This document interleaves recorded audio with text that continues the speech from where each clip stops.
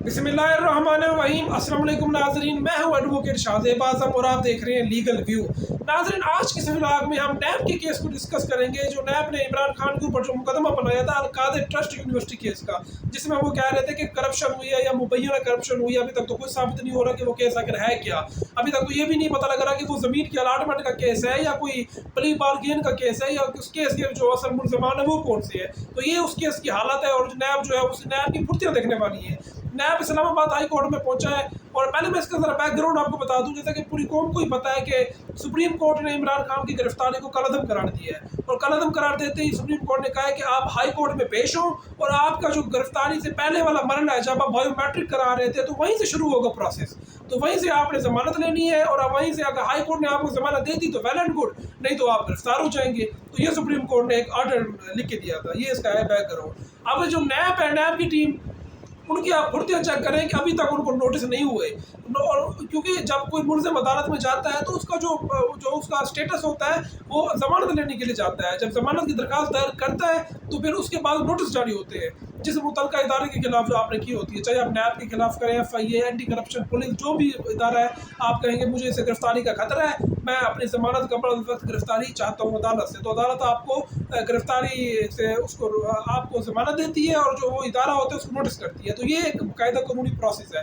लेकिन इस केस में नैब की फुर्तियाँ चेक करें कि नैब को अभी नोटिस ही नहीं हुए और नैब जो टीम है वो पहले हाई कोर्ट में पहुंच गई है और उनके बयानात देखिए, बयानात से ऐसा लग रहा था कि वो बाकायदा उन्होंने ये रिपोर्ट हुआ मीडिया में, वो कह रहे थे कि जनाब हम अभी हाई कोर्ट का जो नोटिस आएगा वो हम अभी अदालत में खड़े खड़े सर्व करेंगे, उसको हम रिसीव करेंगे और उसका जवाब अदालत में ही देंगे और बहस भी आज ही होगी, जो जरा होगी या जो भी कुछ करना है वो आज ही होगा और आज ही आप फैसला करें। तो नाज़रीन, ये ऐसी फुर्तियाँ नैब दिखा रहा था कि साफ नज़र आ रहा था कि इसके पीछे तो बदनीयत ही है। तो जजेस जो है वो तो ऐसा नहीं करते। जजेस जो है उन्होंने कानून को देखना होता है, आइन को देखना होता है, रूल्स एंड रेगुलेशन होते हैं और हर केस को चलाने का एक तरीका होता है। तो लेकिन यार नैब जो था वो एक ऐसा लग रहा था कि वो बस उनका बस नहीं चल रहा कि इमरान खान को हाई कोर्ट में पहुंचने ही ना दे। उनको बस एक मजबूरी थी कि सुप्रीम कोर्ट की प्रोटेक्शन थी इमरान खान साहब के खिलाफ। तो ये एक ऐसा केस है कि जिसमें अब केस को देखें तो केस को ना समझ आती है, ना उस केस का ना कोई सर है ना उसको कोई पैर है, ना समझ आती है। अभी तक नैब ने ये भी नहीं बताया कि इमरान खान साहब मुल्ज़िम है या उनको किस लिए बुलाया है, आपने क्या उनसे बरामद करना है। क्योंकि जो मेन मुल्ज़िम है वो तो इसमें जो नज़र आ रहा है वो मलिक रियाज है, केस भी मलिक रियाज के अगेंस्ट बनता है। तो आपने बुलाया इमरान खान साहब को लिया है। तो ये देखने वाली चीज़ है कि हाई कोर्ट इसके बारे में क्या फैसला करती है। तो इसमें जब हाई कोर्ट ने समाअत शुरू की तो सबसे पहले तो नैब को कमर अदालत में दाखिल ही नहीं होने दिया गया और ये भी इनके साथ एक ठीक हुआ है, क्योंकि मैं एज एडवोकेट समझता हूँ कि इनकी जो हालत थी ना तो इनको कमर अदालत क्या इनको अहाते अदालत में भी दाखिल नहीं होने देना चाहिए था, क्योंकि अभी तक नोटिस सर्व ही नहीं हुए। भाई आपका काम किया अदालत में पेश होने का, पहले आपको नोटिस होगा, एक हफ्ते की प्रैक्टिस होती है कि एक हफ्ते में आपने नोटिस का जवाब देना है, फिर आपने पेश होना है। तो ये एक बाकायदा रेगुलर प्रैक्टिस है। तो इसमें जो है नैब के जो प्रोसिक्यूटर साहब है उनसे पूछा गया कि जनाब आपने कितने इनको नोटिस दिए थे।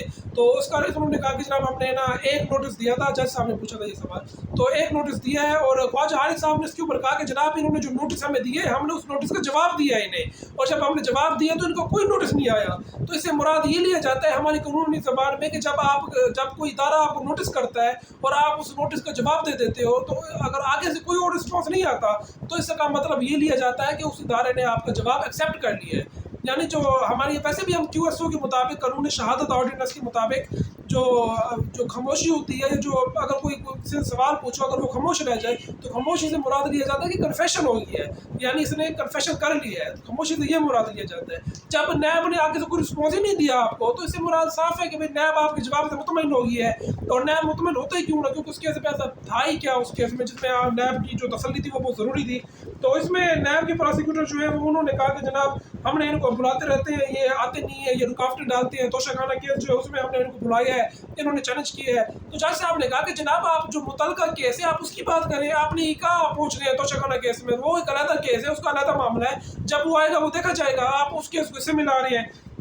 तो बहरहाल है जो सवाल जवाब होते रहे तो नैब के पास कोई जवाब नहीं था, कोई ठोस वजह नहीं थी। और वो होती भी क्या उनकी बात वजह, वो बेचारे जो है उन्होंने खुद तो केस बनाए नहीं होते, केस तो उनको बने बनाए मिल जाते हैं कहीं से। तो बज़ाहिर ऐसा लगता है, मेरी ओपिनियन है ये। तो ये एक चीज़ چیز دیکھنے والی تھی. جو ہائی کورٹ نے ان کو کہا کہ جناب آپ سے تو دفاع کرنے مشکل ہو رہا ہے کیس کا, تو ہائی کورٹ نے اس کے اوپر نہیں بلکہ اس کے بعد ایڈوکیٹ جنرل کی بھی باری آئی تھی. ایڈوکیٹ جنرل سے بھی ہائی کورٹ نے سوال پوچھا تھا کہ جی سر ایڈوکیٹ جنرل صاحب آپ کچھ کہنا چاہیں گے. تو ایڈوکیٹ جنرل صاحب جو تھے انہوں نے کہا کہ جناب آپ اس کیس کو ناقابل سماعت قرار دیں, آرٹیکل 245 نافذ ہے اور آرٹیکل 245 کے مطابق آپ یہ کیس سن ہی نہیں سکتے. تو اس پر جج صاحب حیران ہوئے. جج صاحب نے کہا کہ کیا یہ مارشل لا لگی ہے یا کیا کوئی ایمرجنسی کی صورتحال ہے, تو کیوں آپ نے 245 کے تحت آپ کہہ رہے ہیں کہ ہم کیس سن ہی نہیں سکتے, کیا ہم عدالتیں بند کر کے بیٹھ جائیں ہم. تو اس پر ایڈوکیٹ جنرل صاحب تھے جناب کہتے ہیں قانون یہی کہتا ہے, اور ادھر آئے بائیں شائیں کرنے لگ گئے اور ان کے پاس کوئی ٹھوس وجہ تھی نہیں, بہانے بازیاں کر رہے تھے. میں تو حیران ہوں کہ اتنے بڑے وکیل ہیں یہ ماشاء اللہ جہانگیر جدون صاحب, تو یہ ان کے پاس عدالتوں کا جواب دینے کے لیے عدالت میں ججز کا جواب دینے کے لیے ان کے پاس کوئی ایک بھی گراؤنڈ نہیں تھا, لیگل گراؤنڈ جس کے اوپر یہ جواب دے پاتے ہیں. اور جب باہر آتے ہیں میڈیا میں تو ان کی بڑھ کے سننے والی ہوتی ہے, اور یہ جناب ہمارے ساتھ بڑی ناانصافی ہو گئی ہے, بڑی زیادتی ہو گئی ہے, وہ لاڈلا ہے, فلانا لاڈلا ہے, یہ لاڈلا ہے. بھئی آپ عدالت میں جواب تو دیں, آپ عدالت میں آپ سے کھڑے ہوا نہیں جاتا, آپ عدالت کے ججز کے سوالوں کا جواب آپ دے نہیں پاتے, اور باہر آ کر آپ کی برقیں سننے والی ہوتی ہیں کہ جناب یہ ہمارے ساتھ زیادتی ہوئی ہے, فلاں نے زیادتی کی ہے اور یہ کام غلط ہو گیا ہے. تو اس طرح تو نہیں ہوتا نا, ہر چیز ایک آئین کے مطابق ہوتی ہے. آئین نے ایک طریقہ کار دیا ہوا ہے, قانون میں طریقہ کار موجود ہے, آپ اس طریقہ کار کو فالو کریں. آپ جب آپ نے طریقہ کار کو فالو نہیں کرنا, آپ نے ججز کے اوپر حملے کرنے ہیں, ان کے عدالتوں کے باہر جا کے دھرنے دینے ہیں, تو اس طرح سے تو معاملات نہیں چلنے ہوتے. تو ناظرین دیکھتے ہیں کہ اس کیس میں عمران خان صاحب کو ویسے 31 مئی تک ضمانت دی گئی ہے, کیونکہ جج صاحب نے کہا تھا کہ میں نے 2 ہفتے کی ضمانت دینی ہے, لیکن جج صاحب نے ایک خصوصی شفقت بھی کی ہے کہ انہوں نے 31 مئی تک ضمانت دی ہے عمران خان صاحب کو, اور یہ بھی کہا ہے کہ ساتھ کہ 31 مئی کو ہم اس کیس کو سن کر ڈیسائیڈ کر دیں گے. تو ناظرین مجھے میری اگلی ویڈیو تک کے لیے اجازت دیجیے. اللہ حافظ.